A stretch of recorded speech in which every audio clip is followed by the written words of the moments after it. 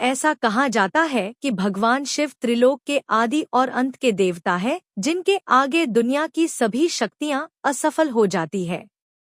लेकिन क्या आपको मालूम है आखिर भगवान शिव का जन्म कैसे हुआ था, उनकी माता कौन थी और उनके पिता का क्या नाम था, उन्होंने किसी से अपनी शिक्षा प्राप्त की थी और किस किस को शिक्षा का दान दिया था? अगर नहीं तो चलिए, क्योंकि इस वीडियो के माध्यम से हम आपके इन्हीं सभी सवालों का जवाब देने वाले हैं, इसलिए प्लीज इसे स्किप किए बिना एंड तक जरूर देखना। दोस्तों, आज सबसे पहले भगवान शिव के जन्म से जुड़ी पहली कहानी यानी शिव पुराण की एक लोकप्रिय कथा के बारे में बताने वाले हैं।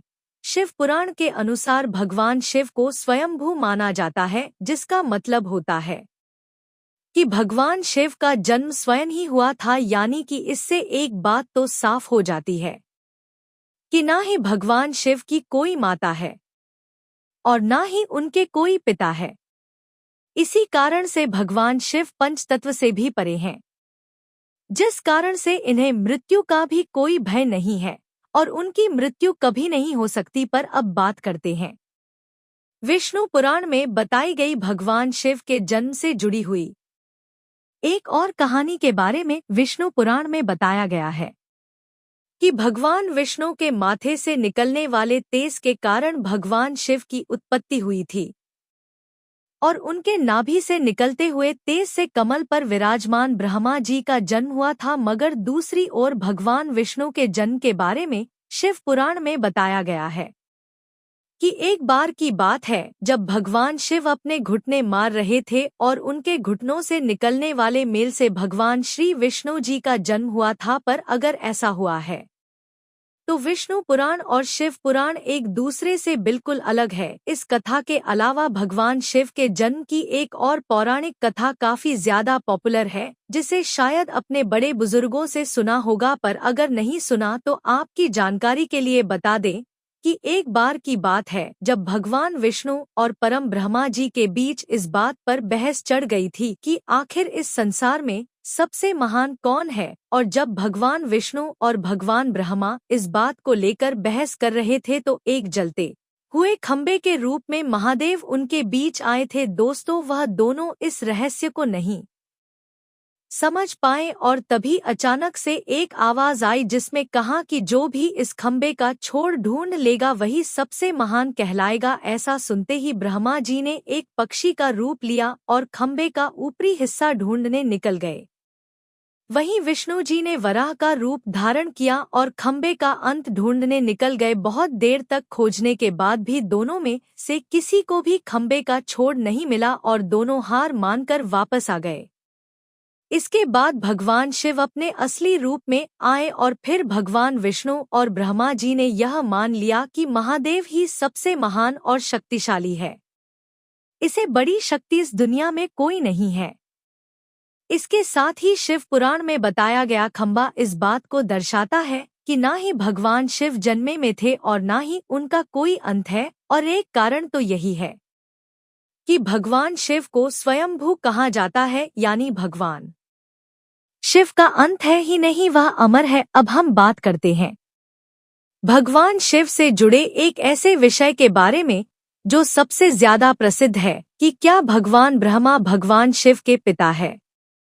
जी हाँ, उनकी यह कहानी लोगों के बीच काफी प्रसिद्ध है। तो आपको बता दें कि आखिर किस प्रकार भगवान शिव ने ब्रह्मपुत्र के रूप में जन्म लिया था। इसके पीछे विष्णु पुराण की एक पौराणिक कथा है, जिसके अनुसार जब धरती आकाश पाताल या कहे पूरा यूनिवर्स जलमग्न यानी पानी में डूबा हुआ था, तब भगवान विष्णु के अलावा कोई भी देव या प्राणी इस संसार में नहीं था। तब केवल विष्णु ही जल सतह पर अपनी शेषनाग पर लेटे हुए नजर आ रहे थे, जिसके बाद उनकी नाभि से कमल की डंडी पर ब्रह्मा जी प्रकट हुए। और जब भगवान ब्रह्मा और भगवान विष्णु इस यूनिवर्स से संबंधित बातें कर रहे थे, तब भगवान शिव प्रकट हुए। इसके बाद ब्रह्मा ने उन्हें पहचानने से इनकार कर दिया।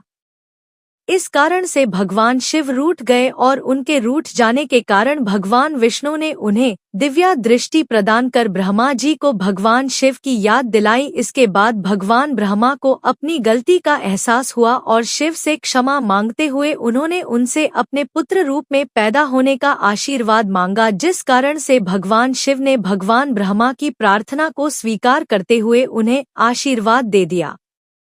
लेकिन इसके बाद जब भगवान ब्रह्मा ने इस सृष्टि की रचना शुरू की तो उन्हें एक बच्चे की जरूरत पड़ी और तब उन्हें भगवान शिव का आशीर्वाद ध्यान आया। इसके लिए भगवान ब्रह्मा ने तपस्या की और बालक के रूप में भगवान शिव उनकी गोद में रोते हुए प्रकट हुए। आपको बता दें कि यह भगवान शिव का एकमात्र बाल रूप है। जब भगवान ब्रह्मा ने उनके रोने का कारण पूछा तो उन्होंने बताया कि उनका कोई नाम नहीं है। तब भगवान ब्रह्मा ने भगवान शिव का नाम रुद्र रख दिया, जिसका मतलब होता है रोने वाला। पर इसके बावजूद भी भगवान शिव चुप नहीं हुई, इसलिए ब्रह्मा ने उन्हें दूसरा नाम दिया, पर शिव को वह नाम भी पसंद नहीं आया और फिर भी वे चुप नहीं हुए। इस तरह शिव को चुप करने के लिए भगवान ब्रह्मा ने भगवान शिव को 108 नाम दिए थे, जो रुद्र, सव, भाव, उग्र, भी, पशुपति, ईशान और महादेव जैसे नाम थे और शिव पुराण के अनुसार उनके यह नाम पृथ्वी पर लिखे गए थे। इसके बाद बात आती है श्रीमद् देवी महापुराण की। तो श्रीमद् देवी महापुराण में भगवान शिव की माता और पिता के बारे में बताया गया है। श्रीमद् देवी महापुराण के अनुसार देखा जाए तो एक बार जब भगवान नारद जी ने अपने पिता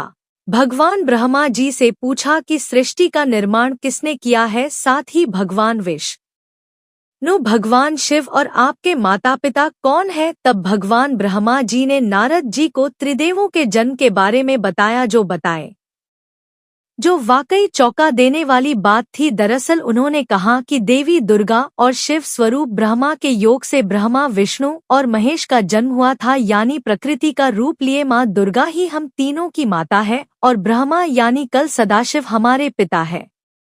इसके साथ ही श्रीमद् देवी महापुराण में भी भगवान विष्णु और भगवान ब्रह्मा के बीच हुए झगड़े की एक कहानी मिलती है, जिसके अनुसार एक बार श्री ब्रह्मा जी और विष्णु जी में झगड़ा हुआ और दोनों में बहस छिड़ी हुई थी। तब भगवान ब्रह्मा ने कहा कि सृष्टि को मैंने बनाया है और मैं ही प्रजापिता हूँ, जिसके जवाब में भगवान विष्णु जी ने कहा कि मैं आपका पिता हूँ, क्योंकि आप मेरी नाभि से निकले हुए कमल से पैदा हुए हैं।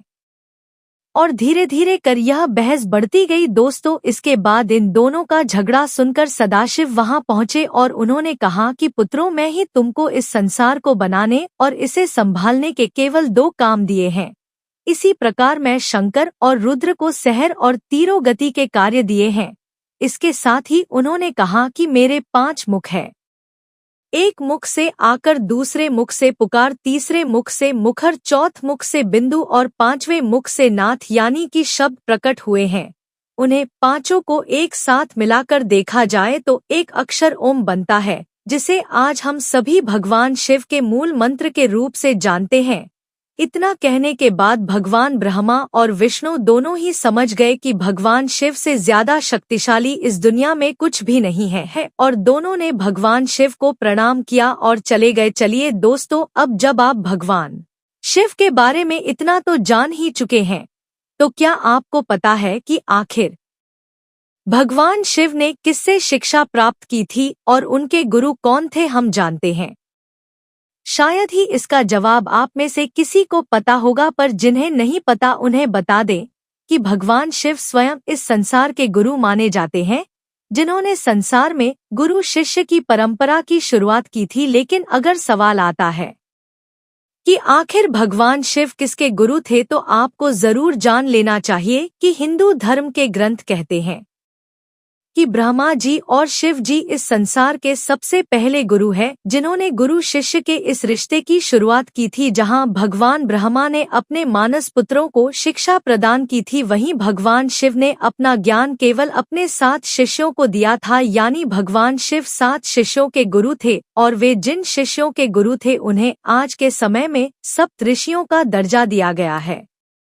तो दोस्तों, यह थे भगवान शिव के जन्म से जुड़े हुए कुछ फैक्ट्स, जो आपको कैसे लगे हमें कमेंट करके ज़रूर बताइए। साथ ही अगर आपको वीडियो पसंद आया हो तो इसे लाइक और चैनल को सब्सक्राइब करना बिल्कुल ना भूले। धन्यवाद।